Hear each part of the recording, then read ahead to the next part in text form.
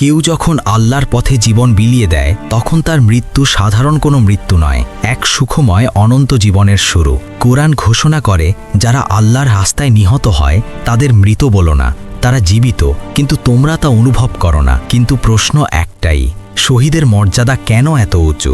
নবীদের ঠিক পরেই কেন তাদের স্থান? রাসূল সাল্লাল্লাহু আলাইহি ওয়াসাল্লাম বলেন, কোনো জান্নাতি আর দুনিয়ায় ফিরতে চাইবে না, কিন্তু শহীদ চাইবে বারবার ফিরে এসে আবার শহীদ হতে, কারণ সে নিজ চোখে দেখে তার জান্নাতি পুরস্কার। শহীদ শুধু যুদ্ধে নয়, যে আল্লাহর সন্তুষ্টির জন্য নিজের জান, পরিবার, ঈমান, সত্য রক্ষা করতে গিয়ে যে নিহত, সেও শহীদ। শহীদের রক্তের প্রথম ফোঁটাতেই সব গুনাহ মাফ, জান্নাত নির্ধারিত, কবরের আযাব নেই, কিয়ামতের ভয় তাদের ছুঁতে পারবে না। নবী সাল্লাল্লাহু আলাইহি ওয়াসাল্লাম বলেন, শহীদের আত্মা জান্নাতের সবুজ পাখির ডানায়, যেখানে ইচ্ছা সেখানে উড়ে বেড়ায়। শহীদ হওয়া কিন্তু মৃত্যু নয়, চিরজীবনের শুরু।